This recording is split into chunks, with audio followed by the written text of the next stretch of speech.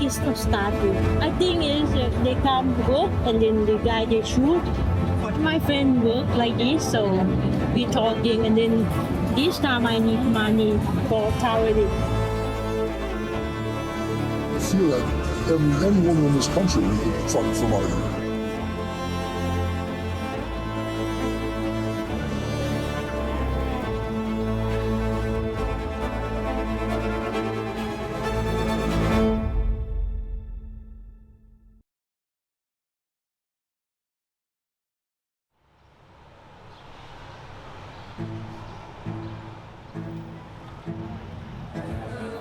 Pattaya, una delle città più conosciute della Thailandia, famosa per le sue spiagge, la vita notturna e un turismo molto variegato. A prima vista potrebbe sembrare una città come tante altre, eppure negli anni è stata descritta da osservatori e media internazionali come uno dei principali centri del turismo sessuale al mondo, un'etichetta che ne ha definito l'immagine ma che racconta solo una parte della realtà, perché dietro questa reputazione non ci sono solo luci al neon e locali notturni. Ci sono persone. Per capire però come Pattaya sia diventato ciò che è oggi, dobbiamo tornare indietro di quasi 60 anni. Durante la guerra del Vietnam, migliaia di soldati americani arrivavano qui durante i periodi di licenza. Quella che era una tranquilla città di pescatori si trasformò rapidamente in un enorme campo ricreativo. Bar improvvisati, birra economica, musica alta e soprattutto compagnia femminile. L'esercito pagava bene, i soldi circolavano e per molte famiglie povere significavano sopravvivenza. La fine della guerra non portò alla fine di questa situazione, anzi, negli anni successivi la città si trasformò in una vera e propria capitale del desiderio, del denaro e della solitudine. Il nostro obiettivo è entrare dentro questa realtà, per capire le storie di chi arriva, di chi ci vive e di chi qui resta intrappolato, perché ascoltando le persone che incontreremo, l'immagine di Pattaya che emergerà sarà diversa da quella a cui siamo abituati.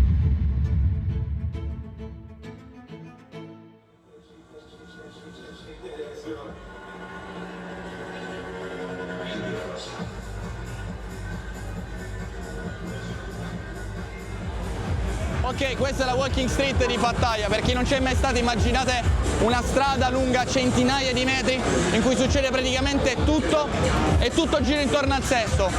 Ci sono ragazze di ogni tipo, ladyboy, ma soprattutto ci sono tantissimi locali, discoteche, club, ping pong show, ma soprattutto ci sono go-go bar, che sono locali in cui trovi tantissime ragazze che in realtà sono lì per farti in primis consumare e poi dopo aver interagito provare a venderti del sesso. Decidiamo di avvicinarci a uno di questi bar per provare a capire davvero quale sia il meccanismo che c'è dietro. Can I ask you a question? We just arrived in Pattaya. This is a go-go bar. Yeah. So you can taste how does it work? Maybe you can see the not same price for lady. For the bar, 1,500, 1,800, 2,000 for the bar. And for lady, another price. But if you want to go inside and just drink, is it possible? Okay. Decidiamo di entrare. L'idea è semplice: trovare qualcuno disposto a raccontarci, anche solo in parte, come funziona davvero il lavoro qui dentro. Lo faremo però con il telefono, per passare più inosservati. Riprendere in un ambiente come questo non è affatto semplice. Yeah, if you want to buy the girlfriend, you have in the bar, you have to pay the money. Find money. You have to spend the money for them. For me also, you have to spend the money because I tell you the truth. I'm not gonna stay with the people without money. I know. Yeah, and one thing, maybe in the future we have a love or something. Okay, but first you have to spend money first. And that's the point. The point is... Girando per Pattaya noti una cosa: ci sono più uomini stranieri che locali, uomini di ogni età, da ogni parte del mondo, alcuni soli, altri in compagnia, sempre accompagnati nella loro solitudine. I got nothing. I mean, I got divorced 5 years ago, had a heart attack, lost my dog. It's fucking, I mean, dude, you can't walk like fucking 15 feet without somebody grabbing your dick or trying to get you to, go fuck me. So here, Soy 6 is just all, fuck bars or whatever, like, doing shows and stuff. But what happens, you welcome in there and then you have to bar fine them. So you have to pay the bar 1,000 baht, and then they can go with you, and then you pay the girl 1,000, 1,500 or whatever. I'm telling you this right now. Swear to God, I feel like any woman in this country could fuck for money. You know, all the bars here, like my buddy manages the one next door. It's called Bar, which is a really, really cool spot. Check that out. Pattaya, ovviamente, non è solo turismo sessuale. Qui ci sono famiglie che vengono per il mare, turisti normali in vacanza e soprattutto persone che qui ci sono nate, che qui ci vivono ogni giorno e che tutto questo lo vedono da sempre. Quando però chiediamo loro cosa pensano del turismo sessuale a Pattaya, le risposte sono sempre vaghe, come se nessuno volesse davvero parlarne. But sex tourism, what do you think? Okay. Ok. Non vuole rispondere. She just make money. That's it. Yeah, I think about that. Everyone need the money. They like their job or they don't like? They like money. Somebody like to do that. Somebody no choice. No choice. Okay, local people in Pattaya, are they happy with the, let me say, prostitution on the street, or they are not happy? What do you think about it? I think they are not happy. Not happy? Why? I don't know, but I think so. Torniamo alla sera. Decidiamo di raggiungere Will, l'uomo che avevamo conosciuto il giorno prima e che ci aveva dato appuntamento nel locale vicino a dove ci eravamo incontrati. Con lui c'è Tom, 60 anni, origini abruzzesi. È il proprietario del bar. Quando scopre che siamo italiani e che vogliamo capire davvero Pattaya, decide di raccontarci la sua storia. Nice to meet you. I'm Joe. But how did you end up here? Like in Pattaya. I want to know your story. So, I was unemployed in America. And I'm living on my savings, right? My story short, I'm fucking around on YouTube. And I watched this documentary from BBC about this Walking Street hooker, right? Oh, so yeah, right. And I'm like, whatever. So next thing you know, Soy 6 pops up, and I'm like, nah, I gotta go see that. What is the best part of Pattaya in your opinion? Oh, Best thing of Pattaya? that's a good question. I mean, like, I could give you the easy answer, which is like, you can go get a blow job and a hand job and a massage parlor wherever you want to go. Well, that's not it. That's part of it. But the best part, there ain't nothing about this stuff. It's all money, it's all bullshit. And I don't come here on my day off, I don't come here. I stay out where I live. Number 312 is the same age as me. Okay, she's a freelancer. So I can go fuck her for $1,000. You divorced? I'm married, I was 21. Stupid. I was a stupid kid. I don't have that many things that, you know, the bucket list. I don't have one. Actually, there's only 2 things left. I have a fucking midget, and I gotta go see Chumbu in Tahiti. I have to go see it, because I used to be a surfer. I used to surf.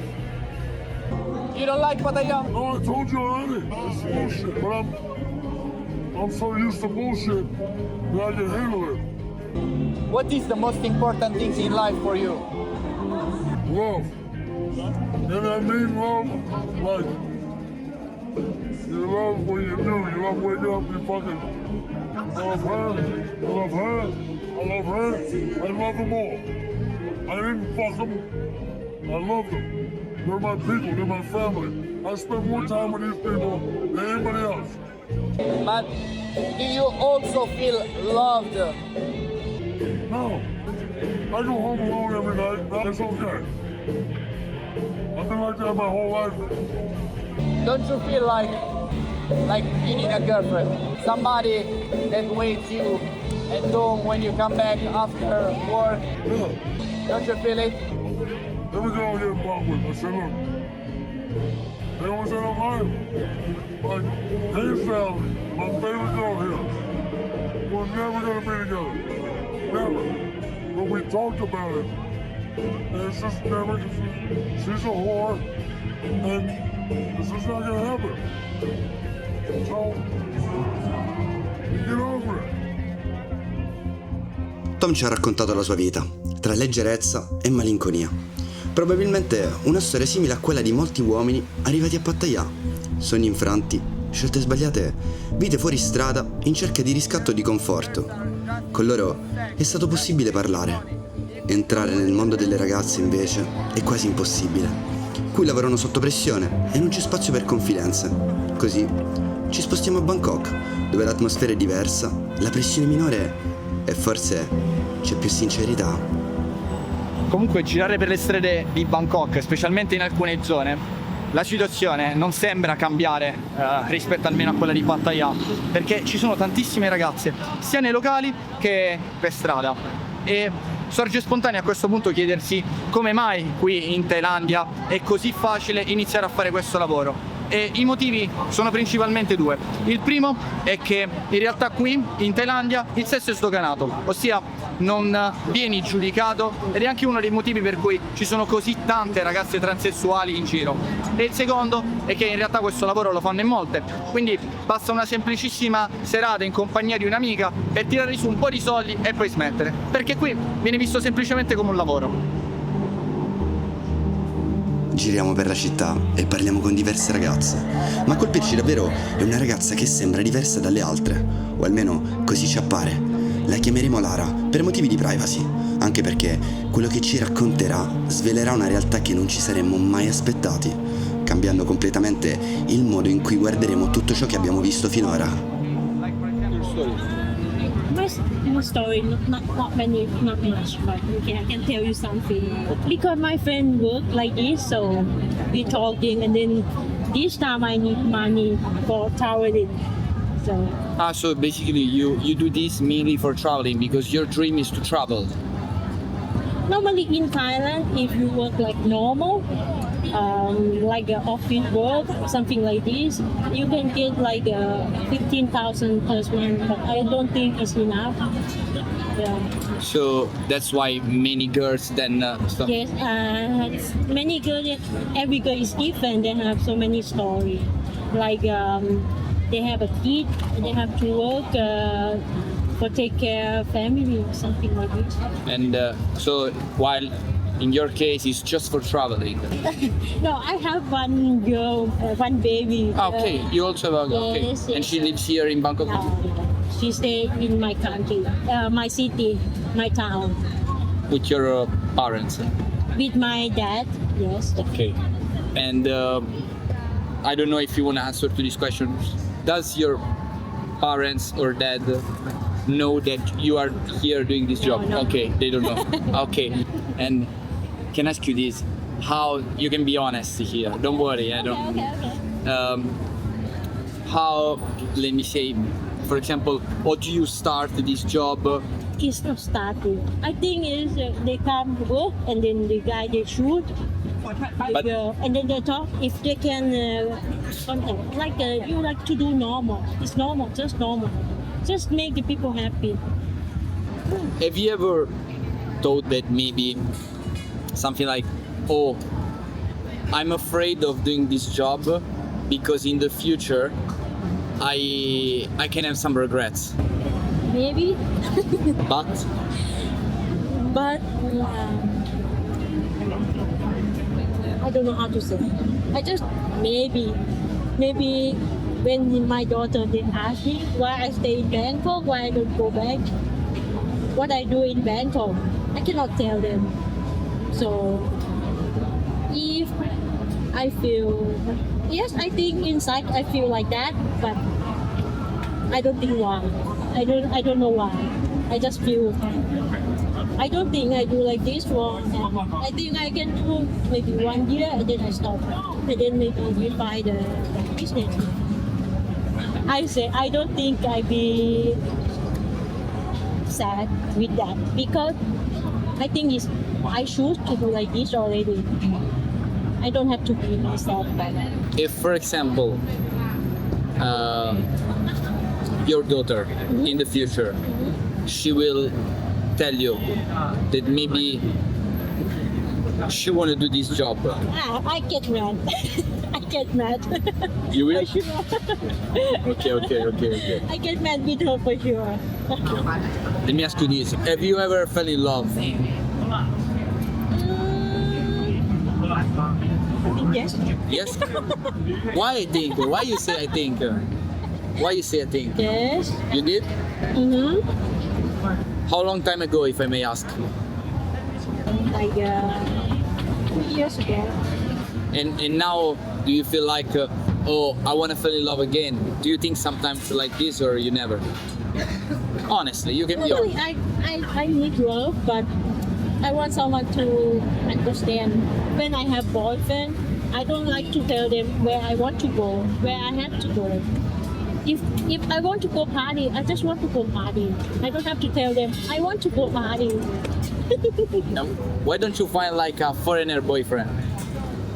Maybe it's more open. We have before. From where? Huh? From where? We want to know from where. Italy. We're still talking. If I can ask you this, does he know that you do this job? No. He doesn't have to know that. If you know, we all stop talking. And will you be sad? It's good. If he know about my work like this, and then he don't want to talk with me, he want to break up or something, I think it's normal. Because if he go with another girl, and then I know, I don't feel good too. So I understand this. I feel sad, but I cannot do anything. Because for you now, making money is more important, right? Yes. Because I think about my daughter more than I want she have a good life. So I need more money for that. Okay. Why don't you go living in Italy? Maybe we did. È una confessione fatta lontano dalle telecamere a cambiare il nostro sguardo. Durante il tempo passato con Lara scopriamo che è legata a un ragazzo, una parte della sua vita che però resta separata da questa realtà. Parlando con lei comprendiamo qualcosa di più ampio. Molte ragazze come Lara decidono di iniziare perché, nella loro quotidianità, questo rappresenta semplicemente un lavoro, accessibile, immediato, capace di garantire indipendenza economica. Ed è proprio questa semplicità a colpirci. Qui la prostituzione non porta lo stesso stigma che conosciamo altrove. Per molte è una possibilità normalizzata, quasi un passaggio previsto. Come ci è stato ripetuto più volte, prima o poi lo fanno in tante. Eppure, sotto questa apparente normalità emerge una contraddizione.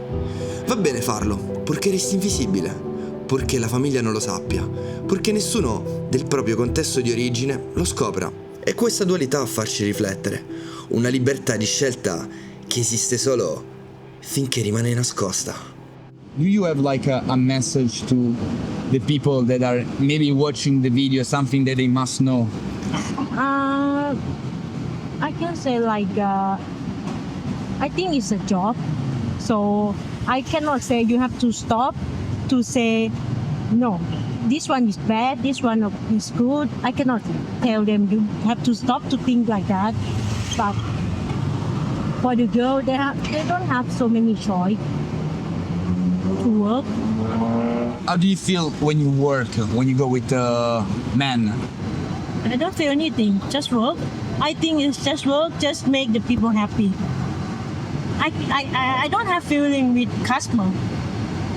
If you can choose between a man with no money but love and a man with a lot of money but no love, which one will you choose? I choose love because love is more important than everything. And then it's my dream. I want to find a guy for be my boyfriend, and then we make family like me, my daughter, and him. And then if I find a boyfriend, so I will stop this job and then I find another job for him also. So everything is good. Everything is fine. Con un sorriso e una leggerezza sorprendente, Lara ci ha lasciato parole che pesano più di quanto sembri. Ci ha mostrato prospettive che non avevamo considerato, ricordandoci che qui nulla è davvero solo bianco e nero. Pattaya è come un enorme teatro, dove ogni sera ciascuno sale sul palco con il proprio ruolo. C'è chi cerca indipendenza, chi compagnia, chi una via d'uscita da una vita difficile e chi semplicemente un modo per sentirsi visto, per sentirsi vivo. Dietro le risate, l'allegria in vendita e i sorrisi impeccabili spesso si nasconde un bisogno profondo. Sul palco, più che peccatori e vittime, ci sono persone che compiono scelte complesse, spinte dalle circostanze, dal desiderio di libertà o dal bisogno di colmare una mancanza. Affetto, attenzioni, ascolto, calore umano. Un modo rapido, alla portata, per sentirsi meno soli, almeno per un po'. Forse la verità è che Pattaya non è solo un luogo di eccessi e contraddizioni, è uno specchio, riflette le nostre fragilità, le nostre paure, i desideri più nascosti, riflette ciò che cerchiamo e ciò che ci manca. La domanda allora non è più cosa accade qui, la vera domanda è, di fronte a questa realtà, noi cosa scegliamo di vedere?